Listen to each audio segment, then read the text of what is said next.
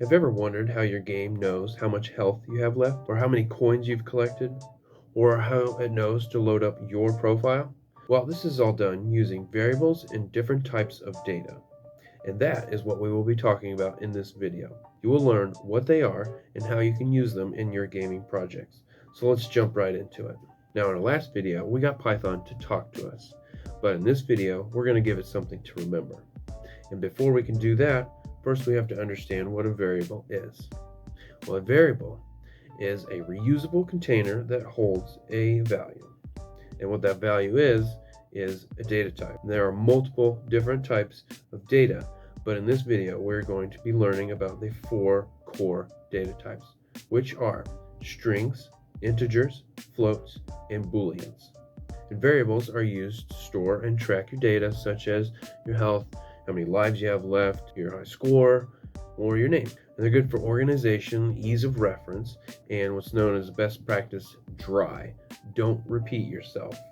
This ensures that you're not writing the same line of code or lines of code multiple times, and that could also lead to some confusion. Now, a funny story, whenever I was a kid, I had my dresser drawers in my closet, okay?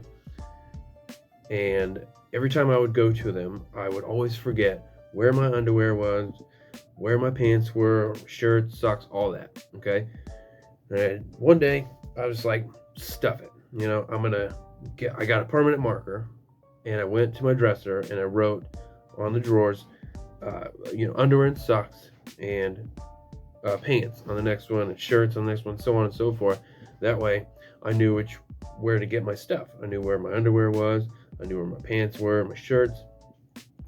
And needless to say, if you're a parent, you probably know how this ended up. My parents were extremely pissed, and I got in a lot of trouble, especially since it was permanent marker. But with that example of a story, you can see that my dresser drawers were the container or the variable, and the variable name was what I wrote on the dresser drawer, underwear and socks. And obviously they were reusable because I could move the clothes in and out of each drawer as I wished. Alright, so now that we are into the code here, we're going to assign some variables. And the first variable that we're going to start out with is a string. Now the first thing you need to know whenever you are assigning variables is that you need to have the variable name, the assignment operator, which is the equal sign, and then you need the value that the variable is going to hold. Okay, so first we're going to start with a string, which is going to be our player name. So we're going to type out player underscore name, and this right here is what's known as snake case variables.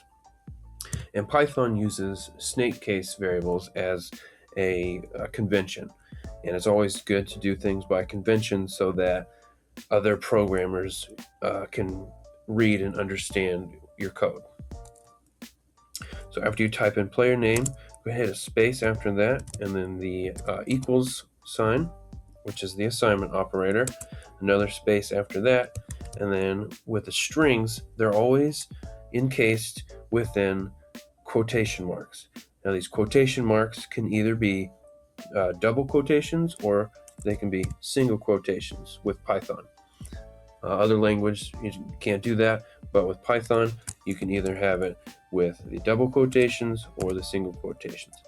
I like using the single quotations because it's one less key to punch down. So we'll go ahead and assign our player name. I'm going to assign mine to Magus. Hit enter on that, and then we can print that out. We can type in print and then put our player name in here, and it will give us our player name. Player name is Magus, and that is how you assign a string. Now I'm going to show you one thing that you can do with a string is you can combine strings just like we did in our last video. We're going to print here, and got our parentheses. Go back inside, and to add strings together, or what's known as concatenate these strings, you have to have one string, and then remember back we put our space in between there so that we have our good looking code here. and then you hit the plus sign to add these strings together. So I'm going to put in player name here, which is equal to Magus, and close that off there. And if you can remember in the last video, this gave us the same result: hello space Magus. Okay, and that is how you assign a variable, a string variable. Now I'll show you how to assign an integer. It's the same way, and we're going to assign this as our player level, and then the equal sign. And I'm going to have it as 2 because you're on level 2 now. And that is how you assign an integer.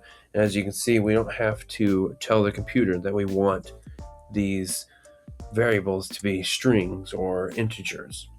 It just knows for us, and that's what's great about Python. It just knows. All right, now the basic things you can do with integers is basic mathematical calculation. So anything you can think of in what would be in your math class, you can do it in code. So what we can do here, we'll do player. Well, this way we can see the result. So we're going to print player underscore level plus 2, and this will just give us the result of that. Now if we were to print our player level by itself after doing that calculation, you'll see that it has not changed. But if we were to actually modify our variable name just like this, and here's a little shorthand, you can use plus equals to change the variable. You can also use minus equals, times equals, divide equals, stuff like that, just to change the variable. And that is just the same as saying your player level equals player level plus 2. Okay. Oops, I need the L in there. So the plus equals is just the same as what it would be in this expression right here. So do that, and we print out our player level, and you can see that now our player level has changed to 4. And if we want to do multiplication, we can do that.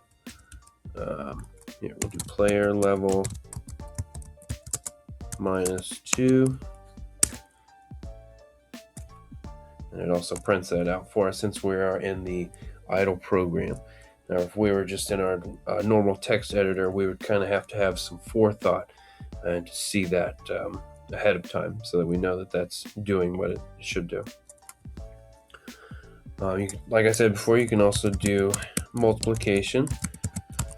So player level, and you use the little asterisk symbol there. Player level times 2, just 8. And then we can also do division, player level, and use the / for division 2. And as you can see here, our player level is still assigned to the integer 4, since we haven't had it. We haven't reassigned it with any of the equal signs or the plus equals or the minus equals and stuff like that. And what actually leads us into our next data type is this line right here: player level divided by 2. And as you can see, it gives us a 2.0. That obviously is a decimal, but what is known in programming as a float. So a float data type is any number with a decimal. It's plain and simple like that. Any number with a decimal. And with floats, you can do the same mathematical calculations as you could with integers. You'll just get it as a decimal instead of a whole number.